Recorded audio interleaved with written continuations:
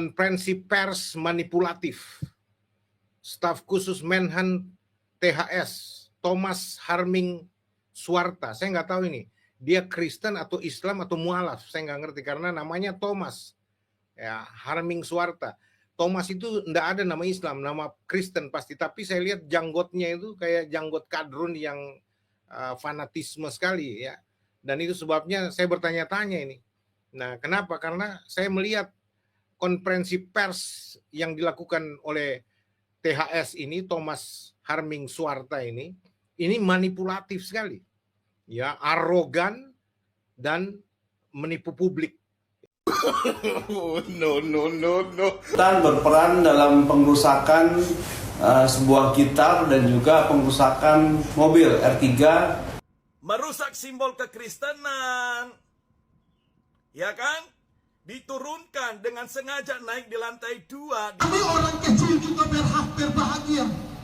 Kami juga orang kecil. Diduga intoleran.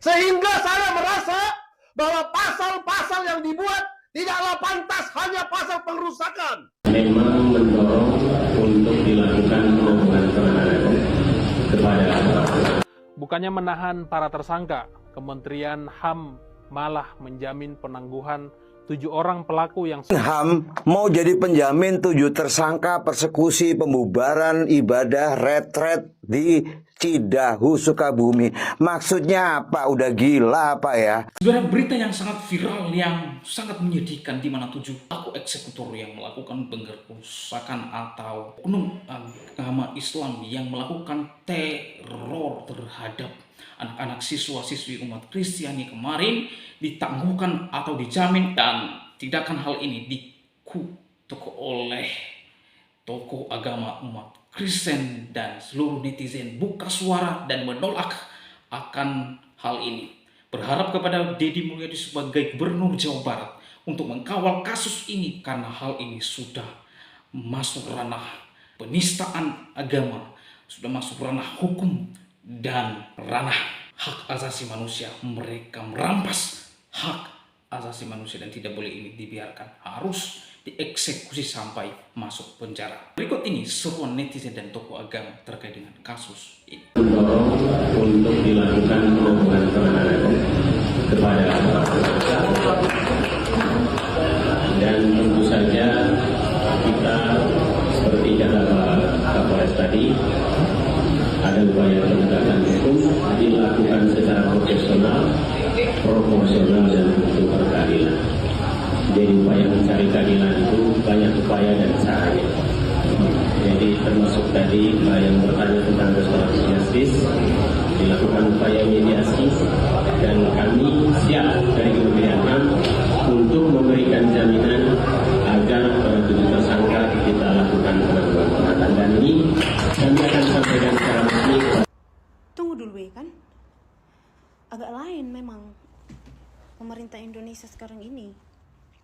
Halo, Kemenkumham ya. Heran. Oh, berarti keanarkisan yang terjadi kemarin di Cidahu itu bukan kejahatan? Apakah itu kebaikan? Ya? Halo Kemenkumham. Gila sih, gak habis pikir. Kemenham mau jadi penjamin 7 tersangka persekusi pembubaran ibadah retret di Cidahu, Sukabumi. Maksudnya apa? Udah gila apa ya? Tersangka malah dibela. Bukan anak-anak yang jadi korban, yang sudah ngalami trauma, ketakutan gara-gara peristiwa itu. Parah. Gua aja sebagai muslim malu dengan kelakuan norak ndeso para perusuh itu. Udah jelas-jelas kita ini negara demokrasi, agamanya banyak, budayanya banyak, bukannya toleransinya ditingkatkan, malah ada sikap kampungan seperti ini yang malu-maluin. Dan didukung lagi sama Kemenham dengan mau jadi penjamin. Pak Presiden, tolong ini ditindak, ini Kemenham maksudnya apa? Sekali lagi, yang dibela itu tersangka persekusi, bukan korban si anak-anak di retret itu yang sudah jelas-jelas ngalamin trauma karena kejadian itu. Mikir gak sih otaknya itu? Wah, parah. Ya sudah guys, saya Joel Kriwil. Salam damai, salam tata. No.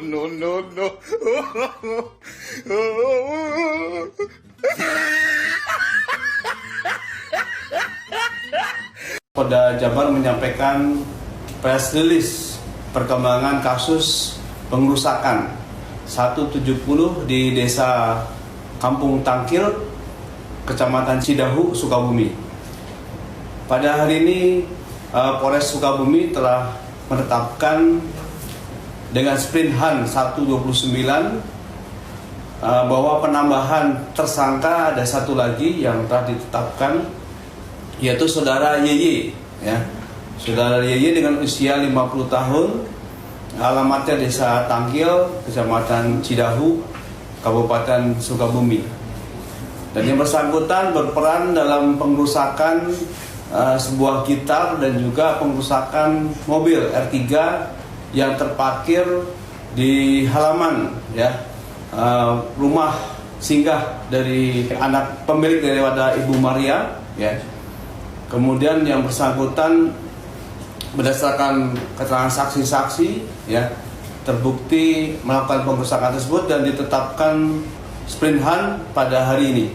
Dan kemudian pasal yang dikenakan yaitu sama dengan yang lainnya, itu 170 dengan pengerusakan secara bersama-sama dan pasal 406 KUHP. Tegakkan hukum secara adil. Kami orang kecil juga berhak berbahagia. Kami juga orang kecil, sekalipun kami kaum minoritas, tapi kami berhak bahagia di atas negeri kami sendiri. Kami punya pilihan. Tidak perlu kami bertemu bertuhan, kami harus minta surat izin. Kemenham usulkan penangguhan penahanan tersangka perusakan rumah retreat di Sukabumi. Ada gambarnya ini. Dan ada saya baca ini, penangguhan penahanan, penguatan bersama seluruh unsur Forkompimda Kabupaten Sukabumi dan tokoh lintas agama di Pendopo Sukabumi, Kamis 3 bulan 7 2025. Hal tersebut menyikapi kejadian pembubaran retreat siswa Kristen di Cibahu, Kabupaten Sukabumi, Jawa Barat. Kemenham mengusulkan adanya penangguhan penahanan terhadap 7 tersangka perusakan rumah retreat di Sukabumi. Kemenham menjadi penjaminnya. Hal ini disampaikan oleh Staf Sus Menteri HAM Thomas Harming Suwarta dalam konferensi pers di Pendopo Sukabumi, Jawa Barat. tribunnews.com. Tidak saya halang-halangi dan tidak boleh ditunda sebuah perdamaian. Perdamaian abadi bagi seluruh rakyat Indonesia dalam sebuah teks Undang-Undang Dasar 1945. Namun dalam sebuah adanya gerakan yang tidak kunjung selesai, gerakan yang diduga intoleran, sehingga saya merasa bahwa pasal-pasal yang dibuat tidaklah pantas hanya pasal pengerusakan, hanya delik aduan. Di situ diduga ada penistaan agama, karena jelas-jelas di video yang tadi saya dengar diputar oleh asisten saya, ada sekelompok orang rame-rame naik ke atas, diambilnya salib, dipatahkan, diinjak-injak. Diduga pasal penistaan agama masuk. Yang keberatan bukan hanya yang punya tempat, tapi umat Kristiani secara seluruh dunia, terutama Indonesia. Keberatan bukan berarti kita tidak menerima anjuran perdamaian. Tapi Kemenham, hari ini saya tetap mengatakan, Kementerian Hak Asasi Manusia dalam sebuah judul berita, Kemenham usulkan penangguhan penahanan tersangka perusakan rumah retreat di Sukabumi. Adendumnya harus ada. Ya, adendum itu adalah sebuah kesepakatan yang mempunyai dasar hukum yang kuat dan yang punya wibawa dalam sebuah satuan dari apa yang disepakati di awal. Itu maksudnya. Jadi saya tetap mengimbau kepada Indonesia, intoleran harus diusir dari Indonesia ini. Advokat sudah banyak menangani perkara-perkara, tetapi terkait dengan perkara intoleran, belum sangat banyak advokat menanganinya. Karena selalu terkait intoleran, sangat jarang itu lanjut ke pengadilan di kalangan agama tertentu. Saya tidak sebutkan agama apa ya, agama tertentu. Tapi untuk yang agama Kristen, nih, Ferdinand Huta Hayan, lanjut, silakan, biar dia punya efek jerah, ya. Untuk Ahok Cahaya Purnama, gubernur, pekerjaannya, lanjut, silakan dilanjutkan, biar ada efek jerah. Kita nggak ada membela-bela. KC secara sah dan meyakinkan, kata majelis hakim, lanjut, biarkan, biar ada efek jerah. Tapi yang berkeadilan lah Indonesia ini. Saya menyampaikannya sebagai seorang ketua umum dari relawan pengawal Merah Putih. Mari sama-sama kita melihat bahwa Indonesia bukan negara agama, tapi negara hukum. Hukum sebagai panglima, hukum sebagai panglima, hukum yang berdaulat, hukum yang berkuasa. Tidak ada boleh orang timbang pilih dalam melihat perkara hukum terkait dengan diduga adanya penistaan agama. Ingin saya bertanya kepada Bapak Menteri HAM, Bro Natelius Pigai, karena beliau mantan aktivis ya. Apakah benar Bapak menyetujui, artinya yang menjadi penjamin, ini kan ada judul berita begitu, adalah institusi Kementerian HAM, atau tindakan pribadi si Thomas Warta menjadi penjamin. Kalaupun ini tindakan pribadi, beda diri pribadi, dia harusnya tidak membawa-bawa jabatan sebagai staf khusus Kementerian HAM. Maka pertanyaannya, Pak Natalius Pigai, Menteri HAM yang saya sayangi, apakah tindakan staf khusus Bapak menjadi penjamin penangguhan penahanan atas pengetahuan dan persetujuan Bapak sebagai Menteri HAM? Kenapa ini dipertanyakan? Karena sepengetahuan saya, tugas dari staf khusus menteri apapun adalah memberi pertimbangan, memberi masukan kepada menteri terkait bidang yang diberikan, atau menerima penugasan-penugasan khusus dari menteri. Itu pertanyaan saya, kok nggak percaya Pak Natalius Pigai itu ya, secara institusi sebagai menteri memberi jaminan penangguhan penahanan. Pertanyaan lebih lanjut, karena Kementerian HAM ini di bawah Kemenko ya, apakah Pak Yusril Ija Mahendra tahu soal ini? Apakah ketua umum saya yang kebetulan Wamenko, Profesor Dr. Otto Hasibuan tahu soal ini? Itu pertanyaan. Yuk, supaya nggak jadi blunder di belakang.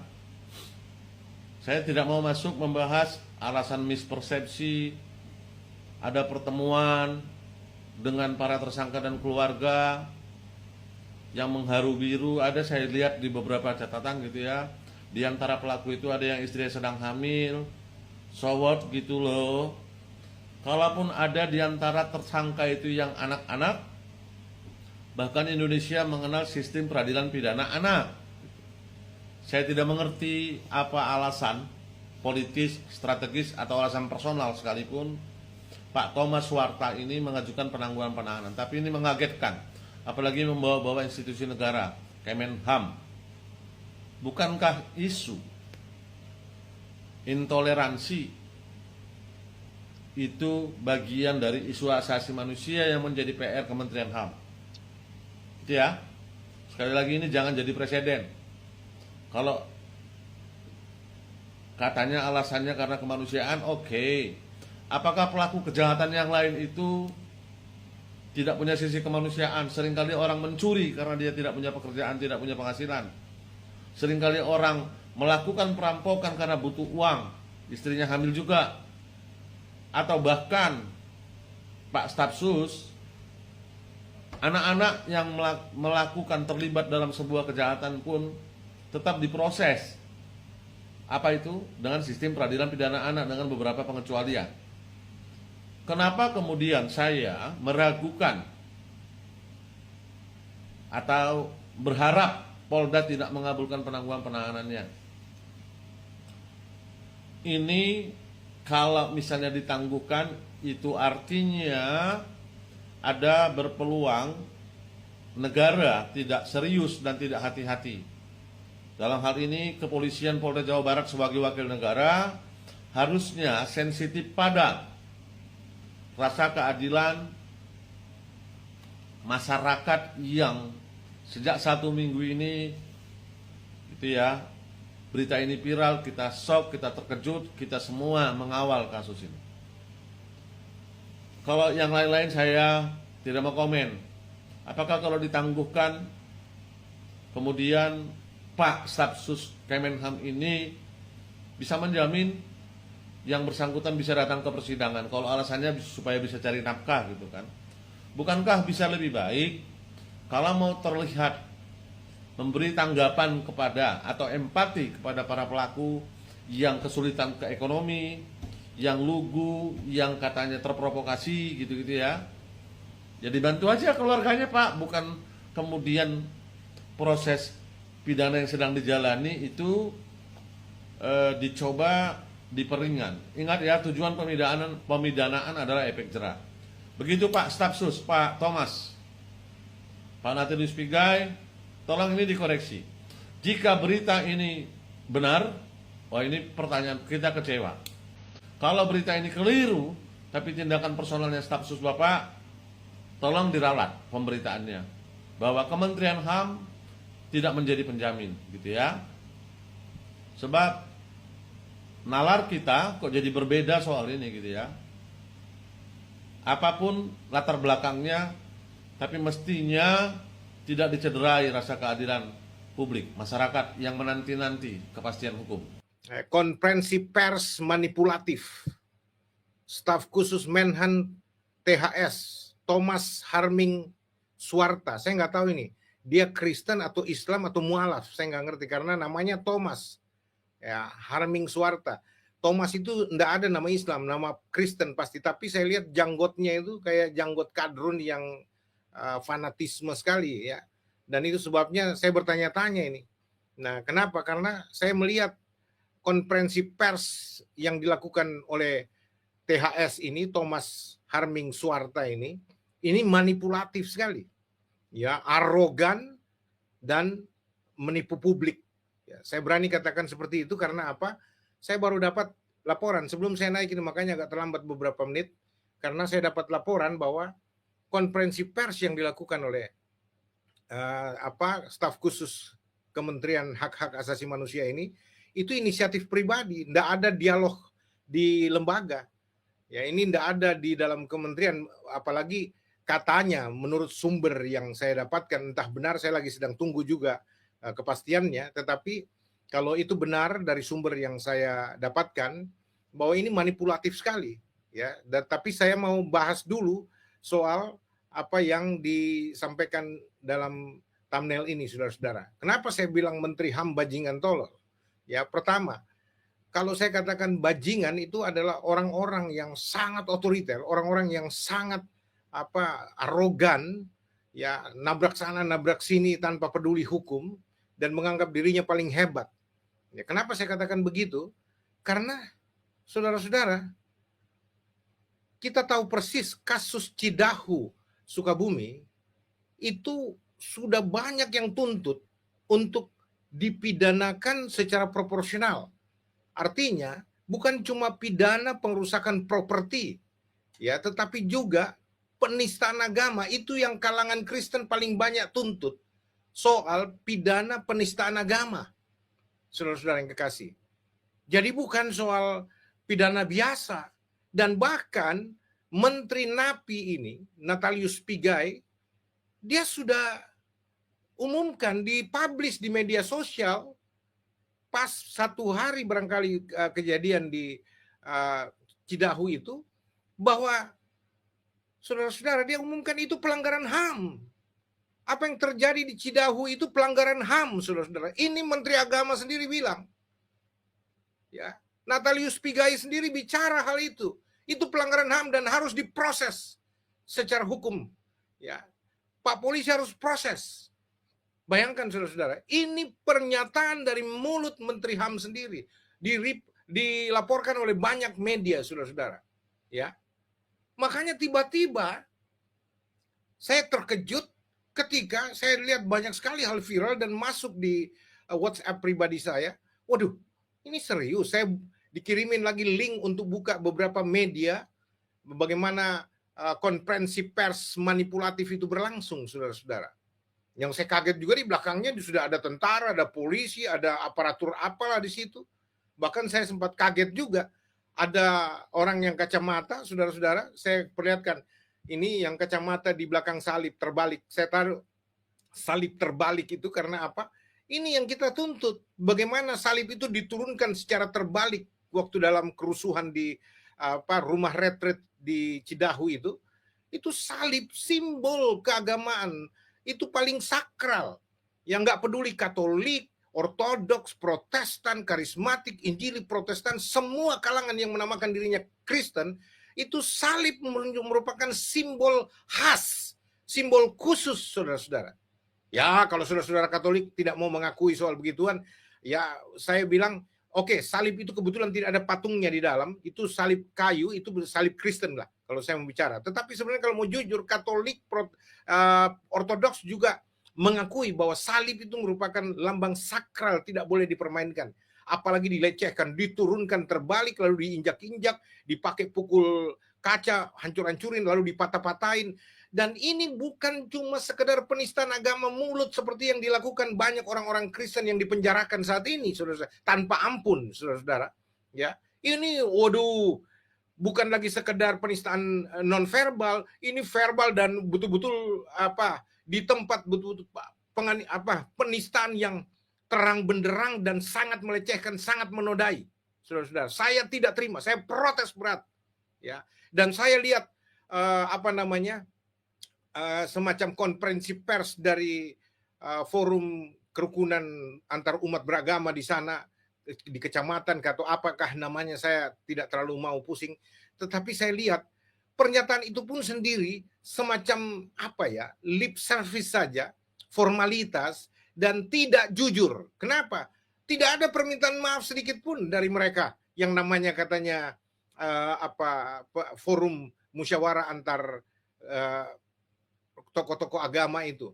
Ya, FKUB juga forum komunikasi umat beragama. Saya nggak tahu pendeta siapa yang mewakili di sana. Itu kok bodoh sekali nih pendeta. Pengecut banget, tidak berani berbicara, tidak berani bersuara.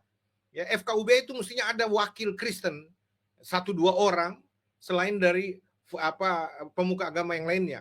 Ya, dan saya tidak lihat FKUB bersuara dan menyatakan maaf gitu loh atas penistaan agama. Mau sengaja, tidak sengaja, spontan atau direncanakan, pokoknya penistaan agama itu sudah terjadi. Ya. Dan ini bukan sekedar perusakan rumah retret. Karena apa? Saya sudah katakan beberapa kali bahwa motifnya untuk merusak itu apa? Karena mereka penduduk di sana itu diprovokasi bahwa itu terjadi ibadah.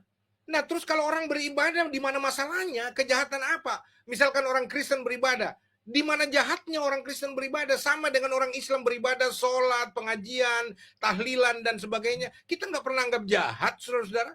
Terus kenapa orang beribadah? Kalau toh itu beribadah ya, walaupun sudah disinyalir itu bukan ibadah, itu retret, itu sarana reflektif anak-anak remaja ketika itu masa liburan dan mereka sedang sedang berakrab-akraban satu dengan yang lain selama ketegangan belajar masa sekolah, waktu masa vakansi atau libur sekolah itu mereka ingin mengakrabkan diri dan bermain, dan mereka sedang melakukan game. Itu saya dengar dialognya Abu Janda di dalam satu podcast.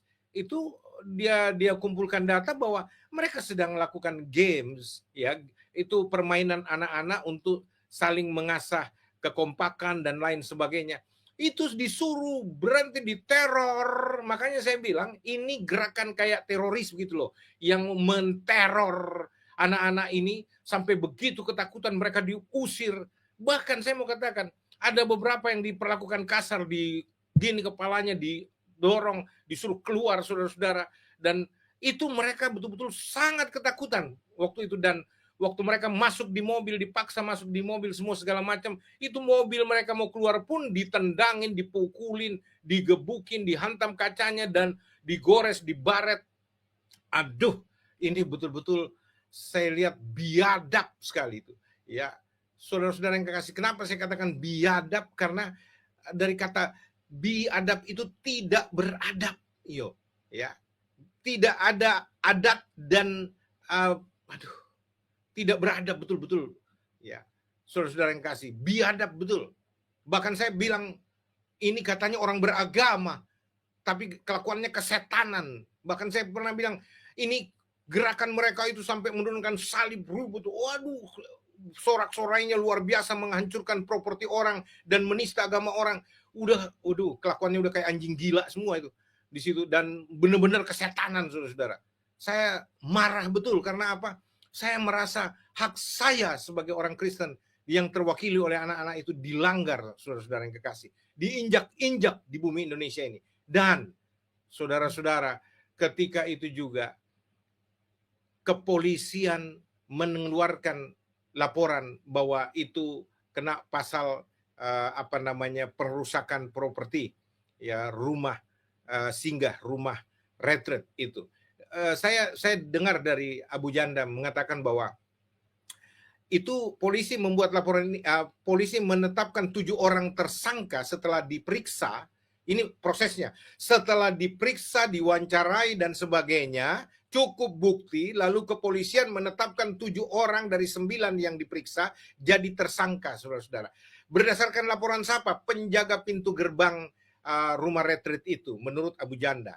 Nah, saudara-saudara yang kekasih, saya lihat kalau toh polisi secara profesional berdasarkan laporan yang masuk, lalu membuat ketersangkaan, tetapi mestinya, saudara-saudara, dari publik ini juga kita semacam laporan terbuka bahwa, dan itu jelas tidak usah dilapor lagi, polisi sudah ada di sana menjadi saksi mata, oknum polisi, oknum TNI ada di sana menjadi saksi mata, saudara-saudara, bahwa itu semua pelecehan agama, penistaan agama, saudara-saudara. Itu jelas sekali. Kita sedang tuntut, jangan cuma dikenakan pasal pengerusakan properti, tapi penistaan agama. Itu juga kami mau, supaya hati kami dipuaskan dalam soal keadilan. Ini kita tidak ada kebencian dengan saudara-saudara Islam, ya, yang beragama Islam. Kami tidak ada kebencian sama sekali dengan agama manapun. Tapi kami juga minta hak kami dihormati. Hak kami dihormati. Ya, karena hak kami sebagai orang Kristen berhak beribadah dengan tenang dan tentram di bumi Nusantara yang kami cintai ini, dilindungi oleh hukum, undang-undang, konstitusi, saudara-saudara. Jadi tidak bisa dilecehkan begitu saja. Jangan dong. Ya, saya nggak rela, saudara-saudara yang kekasih. Ya, kita sedang menuntut supaya itu dibuatkan laporannya, supaya polisi meningkatkan status ke-7 tersangka, bukan cuma pengerusakan tetapi penistaan agama. Ya, bahkan saya bilang beberapa hari lalu, kalau toh tidak bisa semua dikenakan penistaan agama, ya yang turunkan salib itu dan yang kedapatan menginjak-injak salib dan memakai salib itu, menyalahgunakan salib itu sebagai alat penghancur dan sebagainya, itu semua dijadikan dikenakan pasal penistaan agama. Kita sedang menuntut itu supaya dinaikkan statusnya, bukan cuma pidana biasa, tapi penistaan agama. Tiba-tiba muncul konferensi pers seperti ini. Saya sebenarnya sudah tidak mau bicara tentang Cidahu, karena saya anggap sudah cukup gitu loh. Tapi ternyata muncul lagi nih si kacau ini yang saya lihat ini staf khusus Menteri HAM ini. Aduh, ini dari mana ini kadrun muncul ini? Saya staf khusus lagi. Kalau bicara staf khusus apa ini? Staf khusus manipulasi, memanipulasi rakyat, staf khusus adu domba. Bayangkan saja. Dan saya katakan tadi, kenapa saya bilang bajingan tolol Menteri HAM ini? Karena apa? Arogansinya. Kalau dia tahu, kalau memang ini keputusan Menteri Agama dan dilakukan oleh staf khususnya, ya, ini betul-betul, aduh, tolol banget. Apa nggak ngerti tuh? Bodoh dan tolol, botol banget gitu loh. Apa nggak ngerti Menteri HAM ini, ya, bahwa yang namanya, aduh, saya tunggu dulu, saya tenang dulu, karena saya sudah mulai agak tinggi nih, saudara-saudara. Ya, saudara-saudara, yang namanya Menteri HAM ini sudah bicara bahwa ini pelanggaran HAM, ya, dan kemudian sudah menyerahkan kepolisian. Kepolisian sudah menetapkan 7 tersangka, artinya proses hukum sudah berjalan, gitu loh. Nah, tololnya di mana? Tiba-tiba ada konferensi pers atas nama Kementerian Hak Asasi Manusia HAM yang mengatakan bahwa Kementerian HAM itu menjadi penjamin atas 7 orang supaya ditangguhkan tahanan mereka itu. Ini kan goblok banget gitu loh, bodoh, tolol, dungu, geblek, aduh, sudah segala macam lah. Kenapa? Presiden saja tidak boleh mengintervensi hukum. Pigai, dengar ini Pigai. Kau bikin malu orang Papua, kau bikin malu orang Papua, kau bikin malu orang Indonesia Timur, kau bikin malu ketong semuanya orang Indonesia, Ini, kau pakai otak tidak, Pigai? Kau jangan sombong, kau punya kelakuan sombong angku itu yang saya lihat. Mentang-mentang ditunjuk oleh Presiden jadi Menteri HAM, karena supaya mewakili, supaya mengambil hati orang-orang Papua, kau bikin kelakuan seperti begini. Pakai otak sedikit dong. Pakai itu kecerdasan. Jangan model kayak begini nih. Ya, sudah bicara ya bahwa ini pelanggaran HAM, polisi urus, polisi harus proses. Tapi kok sekarang munculkan konferensi pers yang mengatakan bahwa kami menjamin, Kementerian HAM menjamin, jadi penjamin penangguhan apa yang kau jamin? Pigai, apa yang kau jamin ini? Napi memang kau, aduh. Sorry, saya disclaimer ya saudara-saudara, saya tidak ada urusan pribadi dengan Natalius Pigai. Saya nggak ada urusan pribadi dan ini bukan pribadinya yang saya serang, tetapi dia sebagai kapasitas menteri, ya. Makanya saya bilang menterinya, saya bicara ini menteri apa ini kalau begini modelnya nih, ya. Lalu saudara-saudara, mana bisa sudah proses hukum berjalan, sudah ditetapkan tersangka, lalu kemudian datang-datang bawa nama kementerian, bawa lembaga, katanya jadi penjamin. Kok jamin apa? Saya mau tanya, kok mau menjamin apa? Kok menjadi penjamin supaya para pelaku kejahatan ini bebas berbuat jahat lagi ke depan? Kok jamin apa, Natalius? Napi, kok jamin apa? Ya, kok mau menjamin supaya dalangnya nggak tertangkap? Ya, provokatornya nggak ketangkap, gitu loh. Itu jaminanmu. Ini goblok sekali. Saya mau katakan kepada saudara, nggak bisa begitu, bos. Pak Polisi, saya minta Pak Polisi, jangan kabulkan permintaan Menteri Agama, Menteri HAM, sorry. Jangan kabulkan permintaan Menteri HAM ini. Kenapa? Karena kalau Pak Polisi mengabulkan seperti itu, berarti Anda tidak independen, Anda tidak profesional. Mana presisimu dalam penegakan hukum? Tidak ada. Saya celah kepolisian. Kalau kepolisian Republik Indonesia lalu kemudian mengabulkan permintaan Menteri HAM yang goblok ini, ya, jujur saya marah sekali nih, ya. Masa mau dijamin, dilepaskan, dibebaskan? Apanya yang harus dilepaskan, dibebaskan, saudara? Kalau kau menjadi penjamin untuk melepaskan 7 orang ini yang tersangka, ya, kamu juga harus jadi penjamin. Napi, dengar ini Natalius Pigai. Kau dengar ini baik-baik ya. Kau harus juga menjamin bahwa semua yang sudah dipenjara ini karena penistaan agama, tuduhan penistaan agama kepada mereka dari orang-orang Kristen, kau harus jadi penjamin, lepaskan mereka semua. Tangguhkan penahanan mereka. Stop lanjutkan mereka punya penahanan, lepaskan mereka dari penjara. Itu baru adil. Ya, sekarang kau mau jamin apa mereka yang sudah melakukan kejahatan terbuka seperti ini? Ini bukan lagi penistaan agama secara mulut bicara, ya dalam posisi debat mereka dan sebagainya. Ini sudah, aduh, ancor-ancor itu salib dinista dinodai begitu rupa, Bung. Aduh, kok Kristen kah atau sudah jadi mualaf kah? Kalau kau sudah kalau kau sudah jadi mualaf itu hakmu, silakan saja. Tapi tolong Menteri HAM, tolong ini, Napi, kok jangan arogan begitu. Ya? Kok hargai juga kita ini.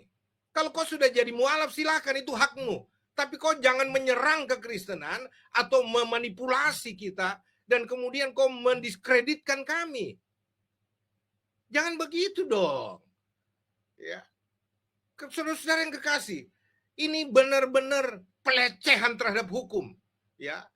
Pak Kapolri, saya minta dengan hormat Pak Kapolri. Ya, kalau Anda mengabulkan permintaan Menteri HAM ini, jujur saya mau katakan, tidak layak kepolisian Republik Indonesia dipercaya lagi. Ya, tidak layak. Kami tidak percaya lagi kepolisian Republik Indonesia. Selama ini kami sangat percaya kepolisian Republik Indonesia. Kami ingin sekali mendapatkan lembaga kepolisian yang berkeadilan, menegakkan kebenaran, mengayomi seluruh masyarakat Indonesia tanpa pandang bulu. Makanya saya suka bilang, lembaga negara tidak boleh beragama. Polri tidak boleh beragama. Artinya tidak boleh berpihak agama manapun. Dia harus independen, netral. Semua lembaga apapun itu di Indonesia, termasuk lembaga kepresidenan, tidak boleh beragama. Walaupun semua orang-orang pemerintahan beragama, tetapi lembaganya tidak boleh beragama. Ini bawa-bawa lembaga atas nama Kementerian HAM menjadi penjamin untuk penanganan 7 orang tersangka kasus kerusuhan di Cidahu dan di Sukabumi. Pret! Kacau. Ya. Saudara, saya mau bicara begini, kenapa? Apa saya betul-betul tersinggung? Saya betul-betul marah, saudara-saudara. Dan saya lihat, aduh, bagaimana saya punya tokoh-tokoh di kalangan negara ini, katanya negarawan, ya, tapi begini modelnya. Nah, sekarang saya mau baca satu berita ini. Ini penting sekali. Saya mau ajak saudara berpikir sehat, ya. Aduh. Terus kita lihat ya, apa namanya? Saya mau kasih lihat dulu saudara. Nih, saudara-saudara ya. Sorry. Saya mesti tampilkan dulu ini. Nih saudara-saudara, kalau saudara lihat ya, staf khusus Menteri Hak Asasi Manusia HAM, Thomas Harming Suarta, ya, Sukabumi berita1.com, Sukabumi berita1.com, ini dari berita1.com Sukabumi ya. Saudara kita baca, Anda lihat nih, Kementerian Hak Asasi Manusia, Kemenham, mendorong penangguhan penahanan terhadap 7 tersangka dalam kasus pembubaran retret pelajar Kristen dan perusakan villa di Kampung Tangkil, Cidahu, Kabupaten Sukabumi, Jawa Barat. Dorongan ini disampaikan oleh staf khusus Menteri HAM, Thomas Harming Suarta. Saya sebutkan lagi namanya supaya top ini orang nih. Thomas Harming Suarta. Mungkin Thomas Harming Suarta ini saudara tampil di air keruh untuk apa? Mejeng, pansos, panjat sosial. Ini Thomas, namamu Thomas, tapi saya lihat janggotmu itu bukan Kristen, saudara-saudara. Ya, coba lihat nih. Saya nggak tahu kok Kristen atau bukan. Ya, tapi kau mau Kristen kayak atau tidak Kristen, kau melanggar HAM, Thomas. Karena apa? Kau berusaha intervensi kepolisian yang mestinya independen. Coba kita baca dulu. Kementerian Hak Asasi Manusia Kemenham mendorong penanganan terhadap 7 tersangka dalam kasus pembubaran retret pelajar Kristen dan perusakan villa di Kampung Tangkil, Cidahu, Kabupaten Sukabumi, Jawa Barat. Dorongan ini disampaikan oleh staf khusus Menteri HAM Thomas Harming Suarta dalam rapat koordinasi lintas lembaga dan tokoh lintas agama serta unsur Forkopimda yang digelar di Pendopo, Sukabumi, Rabu 3 Juli 2025. Dari Kementerian Hak Asasi Manusia memang mendorong untuk dilakukan penangguhan penahanan kepada para tersangka. Dia bilang dari Kementerian Hak Asasi Manusia, artinya secara kelembagaan. Artinya Menteri HAM tahu Bahkan Menteri HAM mungkin memerintahkan kalau dia bilang dari Kementerian Hak Asasi Manusia, ya, Kementerian Hak Asasi Manusia memang mendorong untuk dilakukan penangguhan penahanan kepada para tersangka. Tentu saja kita ingin penegakan hukum dilakukan secara profesional, proporsional, dan berkeadilan, ujar Thomas kepada wartawan. Ini bohong, manipulasi. Kenapa saya bilang bohong? Saya dapat laporan, saya dapat sumber yang saya bilang tadi, bisa dicek bahwa apa yang dibicarakan press release di sana, itu sebenarnya tidak menjadi kesepakatan lembaga di Kementerian HAM itu. Tidak. Thomas juga datang di sana sebenarnya untuk menyerap aspirasi, untuk nanti dibicarakan dengan Menteri HAM, untuk dibicarakan kepada seniornya. Thomas Suwarta ini punya senior lagi di atasnya. Mereka salah satu staf khusus, tapi ada yang lebih senior. Ada seorang profesor di sana yang dia lebih senior. Itu saja sendiri mengatakan itu inisiatifnya Thomas Suwarta, saudara-saudara. Itu bukan dari keputusan lembaga. Misalkan rapat dulu, Thomas Suwarta habis pergi dengar pendapat dengan forum komunikasi di sana, ya, forum Pindah itu. Lalu kemudian mestinya dia pulang dulu ke kementerian, dia laporkan ke Menteri HAM, lalu dengan semua staf yang ada yang berkompeten di sana, lalu membahasnya, lalu kemudian membuat semacam keputusan lembaga, saudara-saudara.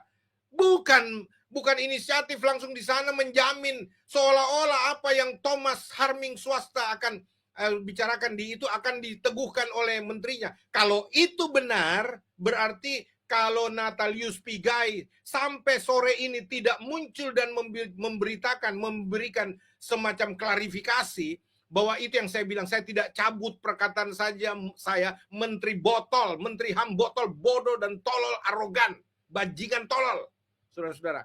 Kenapa? Karena anak buahnya masa bisa kendalikan dia?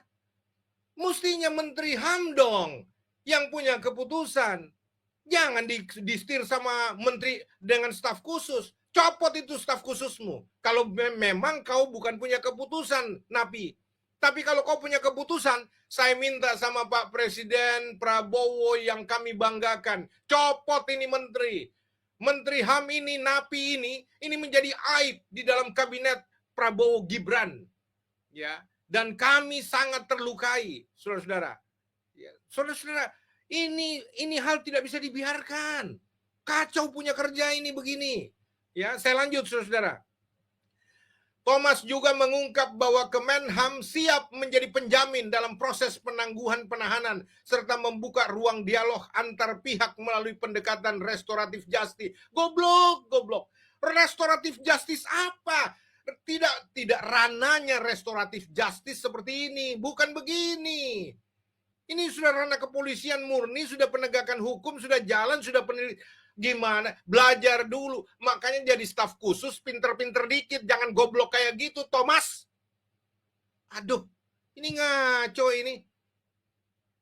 Upaya mencari keadilan itu banyak caranya katanya, termasuk melalui mediasi. Betul.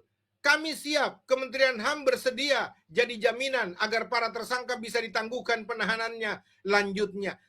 Jaminan supaya kau menjamin bahwa orang-orang ini harus dilepaskan atas nama Kementerian HAM. Emang Kementerian HAM itu kau pun nenek moyang punya kah, Thomas? Ngeri banget.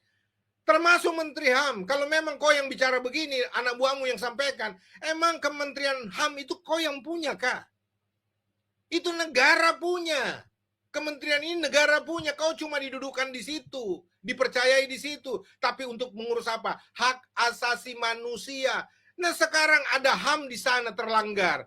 Banyak korban terjadi, saudara-saudara. Ya terus kau mau kenapa kau berpihak kepada pelaku kejahatan, kepada teroris ini? Kenapa kau berpihak kepada mereka yang kesetanan itu? Kenapa kau tidak berpihak kepada yang korban? Saudara, saya disclaimer ya. Ini tidak ada hubungannya bicara dengan agama. Kami tidak membenci Islam. Kami tidak berbicara menyerang agama apapun termasuk agama Islam. Tidak. Ini orang perorangan terutama Menteri Agama yang saya serang ini. Menteri HAM, mohon maaf. Menteri HAM yang saya serang ya. Dalam pengertian kapasitasnya sebagai menteri. Ya. Saudara-saudara, orang yang dipercayai oleh rakyat melalui presiden, penunjukan presiden. tapi disalahgunakan seperti ini. Apalagi orang kalau dia bilang ini bukan seperti yang saya dapat sumber bahwa salah seorang petingginya yang bergelar profesor di Kementerian HAM ini yang menjadi bosnya di atasnya Thomas Harming Swarta ini, saudara-saudara. Dan kalau dia katakan bahwa ini inisiatif pribadinya Thomas Harming Swarta, bukan atas kelembagaan, bukan atas keputusan kelembagaan. Saya bilang lebih tolol lagi nih kalau sampai Menteri HAM ya tidak mengeluarkan statement bahwa mengklarifikasi bahwa itu staf khusus punya inisiatif pribadi, saudara-saudara yang kekasih. Ya. Kalau Menteri HAM takut untuk meralat dan minta staf khususnya minta maaf, copot saja. Kau turun aja, Napi. Kau berhenti aja, kau bikin surat pengunduran diri sudah. Ya, kau ndak layak jadi menteri. Ya, kalau kau takut dengan kau punya staf khusus tuh. Mestinya staf khususmu kau pecat, lalu kau bilang dia mengeruhkan. Atau kau straf dia. Apa istilahnya straf itu? Disiplin dia. Jangan buat-buat sembarangan press release atas nama Kementerian HAM. Emang staf khususmu itu yang menteri. Staf khusus itu menyampaikan apa yang menjadi ide, gagasan, petunjuk dari Menteri HAM. Ngerti nggak dia fungsinya yang namanya staf khusus? Kalau nggak ngerti nggak usah jadi staf khusus. Ngapain diangkat orang-orang goblok kayak begini? Saudara-saudara yang kekasih, saya juga heran nih. Caranya bagaimana ini eksekutif kita ini membuat malu sama sekali. Saudara-saudara, coba perhatikan baik-baik. Upaya mencari keadilan itu katanya ya, Kemenham berencana akan menyampaikan permintaan penangguhan tersebut secara resmi kepada pihak kepolisian, seraya mendorong terciptanya solusi damai melalui mediasi antar pihak yang bersengketa. Nggak ada sengketa di sini, kita tidak bersengketa. Ya, kami korban. Ya, orang-orang Kristen, anak-anak kami jadi korban. Yang melakukan kejahatan itu kriminal. Nggak perlu dimediasi antara kriminal dengan orang-orang yang baik-baik. Ya, kriminal itu porsinya dihukum. Supaya jerah, supaya yang lain tidak ikut-ikutan. Itu namanya penegakan hukum. Mediasi apa, saudara-saudara? Kalau mediasi berarti dua-dua dirugikan. Dua belah pihak dirugikan. Misalkan anak-anak yang retret itu lemparin batu rumah warga, bikin kacau di sana, bikin ribut, lalu kemudian dibalas menyerang penduduk di sana. Itu pertikaian, itu baru ada perdamaian, dua belah pihak bertikai, baru restoratif justice ada. Ini restoratif justice. Goblok banget sih. Nggak begitu caranya. Ya. Natalius Pigai, saya minta dengan hormat, kau pecat itu Thomas Harming Swarta itu. Pecat dia. Kalau tidak, saya minta Prabowo presiden yang pecat kau.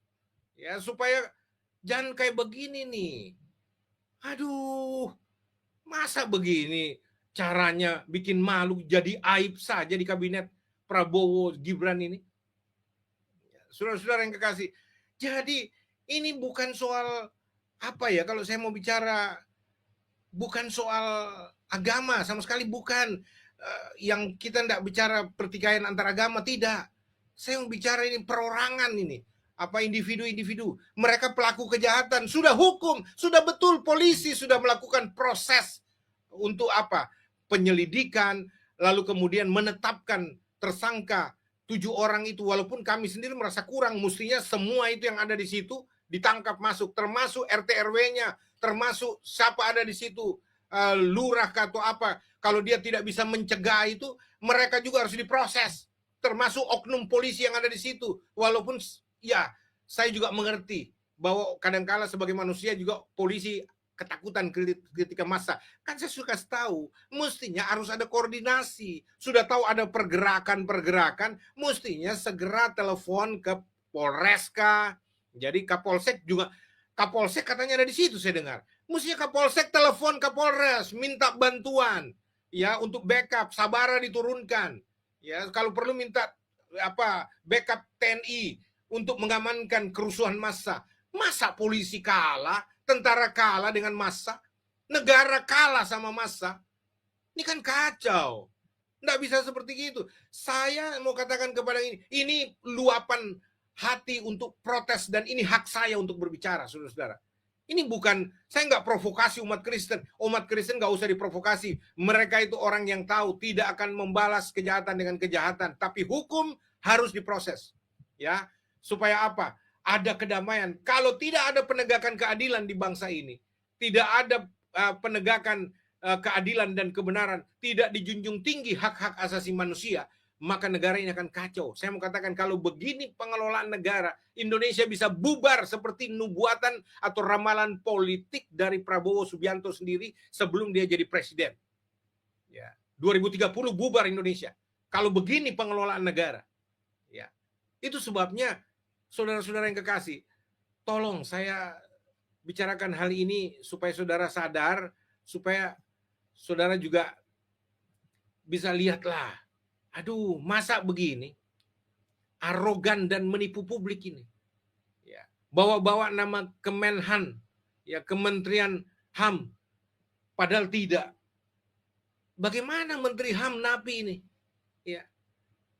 Kalau Anda tidak bisa tertibkan staf khusus ini, kalau betul yang saya dapatkan berita bahwa ini bukan konferensi pers dari Thomas ini, tidak berdasarkan kesepakatan lembaga karena belum dibicarakan di kelembagaan, lalu dia buat press release kayak begini. Pecat orang ini, pecat. Ya, kau jangan takut dengan kau punya staf khusus. Pecat dia. Ya. Kalau kau memang menganggap kau menteri hebat, menteri HAM yang paling berjaya, paling hebat, pecat dia. Karena bikin malu, bikin rusak kau punya reputasi itu. Ya. Tapi kalau kau takut pecat dia, bahkan kau tidak disiplin, paling tidak kau tidak beri klarifikasi, berarti memang kau menteri paling bodoh tolol sekali ini. Ya, berarti kau mempertahankan arogansi bajingan, kau biarkan statement penipuan seperti ini. Ya, saya protes. Sebagai ketua umum Christian Watch juga saya protes itu. Karena apa? Saya terpanggil untuk menjaga, mengawal dan mengadvokasi kekristenan di Indonesia. Nah, cara saya seperti ini. Ya, saya juga punya hak untuk bersuara, untuk berbicara di Republik ini. Ya, supaya kau tahu, Natalius, ya, ada orang-orang seperti kami yang tidak bisa dibodoh-bodohin, yang tidak bisa diinjak-injak haknya begitu saja tanpa kami protes. Ya, kami cuma bisa protes begini. Ya, tidak ada pengerahan massa dari Kristen untuk tidak, bukan begitu. Tipikal kami bukan begitu. Ya, kami cuma berbicara, tolong, ini cara kami bernegosiasi dengan pemerintah, dengan penegak hukum. Tolong hargai hak kami, ya, supaya kami punya rasa keadilan juga bisa kami nikmati di Republik yang notabene sangat kami cintai. Ya, kami cinta Indonesia, kami cinta persatuan Indonesia. Ini Bhinneka Tunggal Ika. Ya, tapi saudara-saudara Anda lihat beginian, bagaimana bisa? Itu sebabnya saudara-saudara yang terkasih, saya berharap supaya jangan lagi seperti ini. Saya minta Pak Kapolri sekali lagi, jangan kabulkan. Menteri HAM punya permintaan, kalau dia betul-betul yang atas nama kementerian, mau menjamin apa? Penjamin apa? Penjamin kejahatan berlangsung terus. Penjamin supaya pelaku kejahatan ini dilepaskan, dibebaskan. Penjamin supaya provokatornya nggak ketangkap. Penjamin supaya dia punya dalang kerusuhan ini bebas. Lalu kemudian bikin lagi nanti berikut, bikin lagi. Waduh, ini jaminan apa yang kau beri itu? Bodoh banget.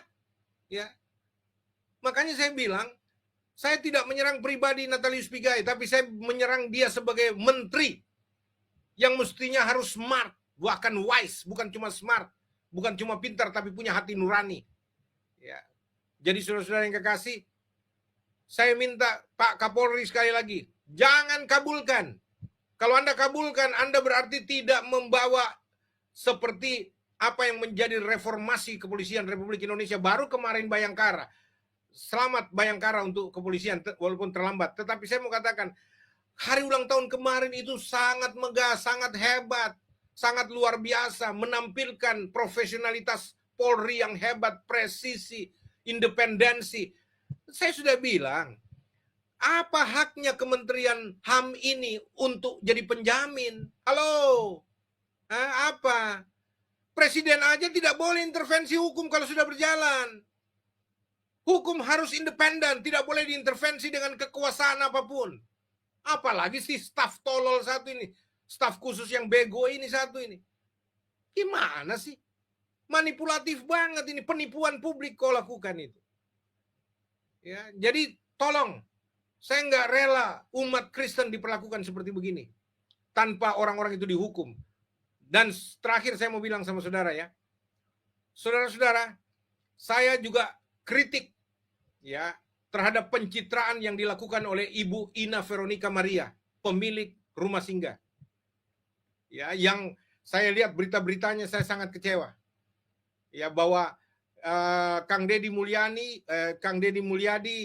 Gubernur Jawa Barat, memberikan ganti rugi 100 juta sebagai tanda simpati beliau untuk rumah retreat ini. Ya, tapi kemudian kabarnya 100 juta itu ternyata disumbangkan untuk renovasi masjid dalam berita, kalau saya nggak salah begitu. Saudara, saya mau kasih tahu sama saudara ya. Ini pencitraan bagi saya, ini pencitraan atau ada tekanan.